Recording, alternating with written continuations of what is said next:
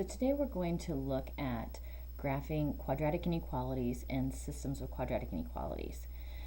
Graphing a quadratic inequality, it's very similar as far as the steps for graphing a linear inequality.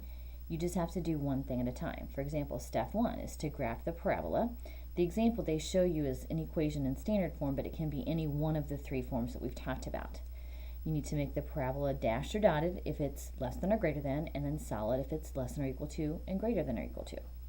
Once you get the parabola graphed, then what we need to do is figure out the shading. Now they do recommend a test point to determine where you should shade. And again, test point is you can pick any ordered pair on the graph as long as it's not actually on the parabola. You plug in the x coordinate for x and the y coordinate for y and see if you get a true statement. If you do, you want to shade in that area. If you don't, you want to shade outside that area. So for example, if you look at the first problem, it's y is greater than x squared plus 3x minus 4. So this is in standard form. Notice I am going to draw a dotted parabola because it's just greater than. In standard form, we want to find the vertex first, and when it's in standard form, what we do is we find our x coordinate by using our formula, the opposite of b over 2 times a, which for our problem is going to be negative 3 over 2 times 1 or 2. And so we get an x coordinate of negative 1.5. To get our y coordinate of our vertex, we are going to go back to our equation, and wherever we see an x, we are going to plug in negative 1.5.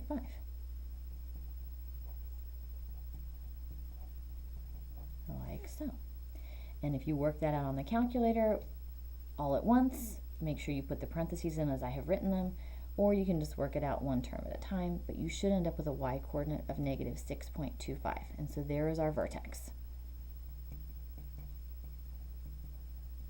And so we'll plot that first. So to the left 1.5 and down about 6 1/4.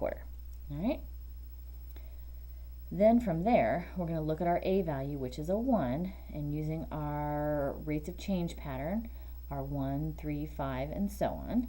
Since our a value is a 1, our rate of change is going to stay 1, 3, 5. So from here, I'm going to go up 1 and over 1.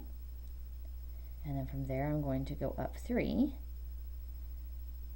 1, 2, 3, and over 1 in both directions.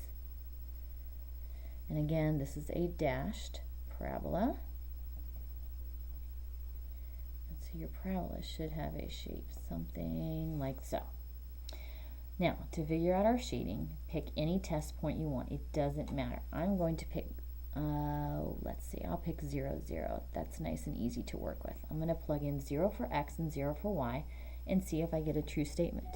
I will end up getting 0 is greater than 0 squared plus 3 times 0 minus 4, or 0 is greater than negative 4. Well, that's a true statement. 0 is greater than negative 4, so I want to shade in the area where that test point was located, which is inside the parabola. And there you go.